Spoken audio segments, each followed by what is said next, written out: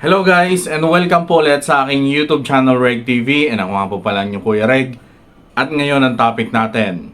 Siguro minsan napapatanong ka kung mahal ka pa ba ng mister mo or hindi na.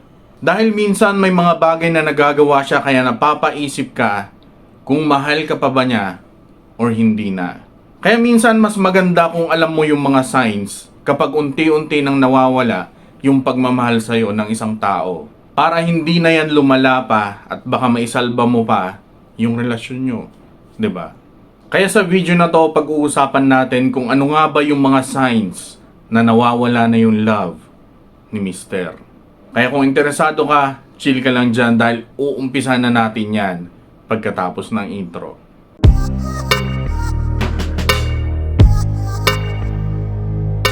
So ano nga ba yung mga signs na nawawala na yung pagmamahal sa'yo ng mister mo? Number 1, hindi na niya nararamdaman yung hero instinct. Kapag mahal ka ng isang lalaki, asahan mo, parang si Superman yan.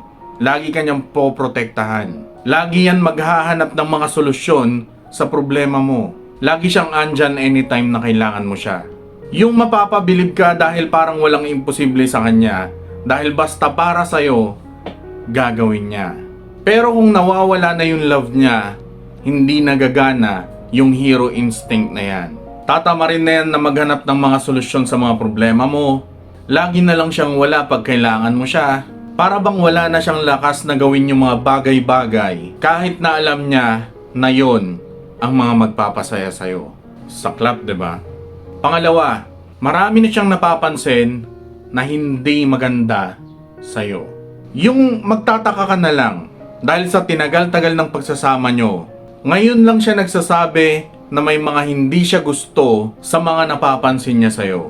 Halimbawa na lang, kung paano ka tumawa, kung gaano ka kadaldal, kung gaano ka ingay yung bunganga mo, or ayaw niya talaga sa best friend mo. Yung mga ganyan.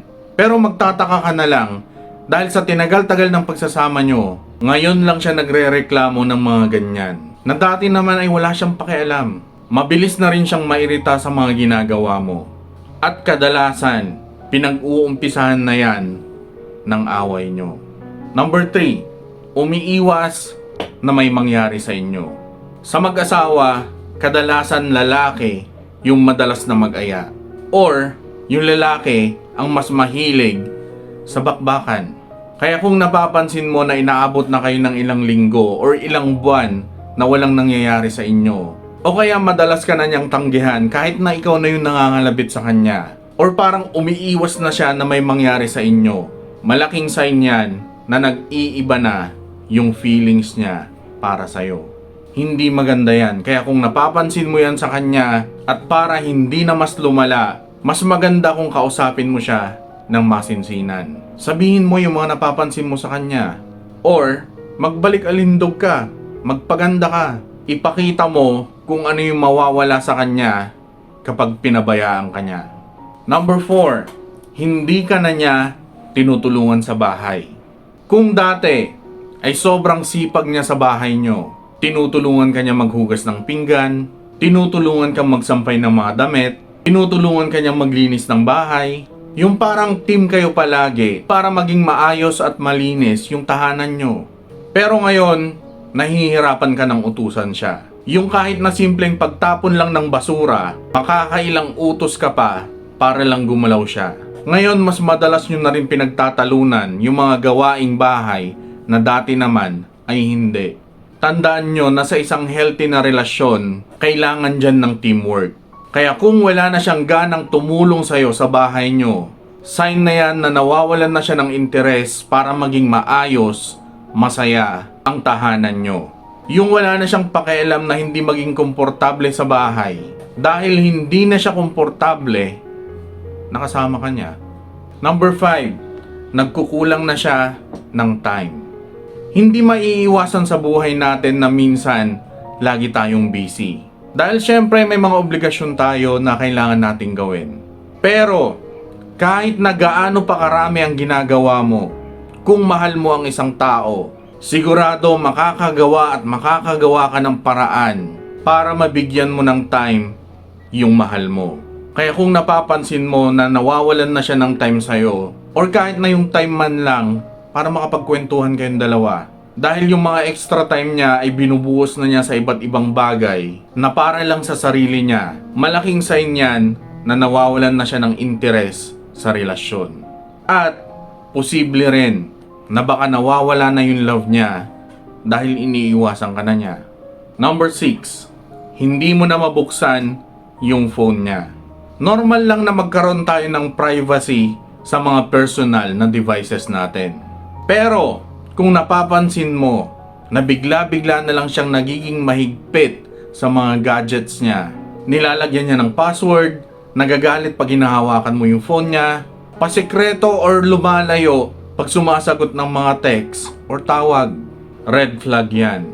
Dahil baka may iba na siyang pinagkakainteresan kesa sa'yo. At mahirap yan kung hahayaan mo lang. Kaya mas maganda kung kausapin mo siya tungkol sa mga napapansin mo sa kanya. Na hindi ka na nagiging komportable sa mga kinikilos niya. At kung mas pipiliin pa niya na awayin ka niya kaysa patunayan sa'yo na mali yung iniisip mo sa kanya, sign na yan na nawawala na yung love niya sa'yo. Dahil napunta na sa iba yung pagmamahal niya. Number 7, trust and respect. Ang tiwala at respeto ay pundasyon sa isang relasyon. Kung wala yung mga yan, imposible na tumagal kayo. Kaya kung lagi niyang kini-question yung mga ginagawa mo, or wala na siyang respeto sa mga ginagawa at mga sinasabi niya sa'yo, sign na yan na nawawala na yung love sa'yo ng mister mo. Kung napapansin mo yung mga yan sa kanya, huwag kang magsusuper saiyan sa galit. Kausapin mo siya ng mahinahon at i-explain mo sa kanya kung ano yung mga napapansin mo na pagbabago sa kanya. Or, tanungin mo siya dahil baka feeling mo nagbabago na siya, pero ang totoo, ikaw talaga yung nagkukulang sa kanya. 'Di ba? So yun, Reg TV nga po pala, and sana nagustuhan niyo yung video natin. Shoutout kay Florinet Arano from Hong Kong. Shoutout din kay Rosemary Jerel from Kuwait. Shoutout din kay Divine Acantilado. And malaking shoutout din sa mga laging nanonood ng video natin dyan, mapa OFW man yan, nasa Pilipinas, silent viewer, lahat po kayo, maraming salamat po sa panonood. Maraming salamat sa walang sawang suporta. Mahal na mahal ko kayo guys. And yun, hanggang dito na lang, and sana happy tayo lahat. And ingat kayo sa mga naroon. God bless. Peace and goodbye.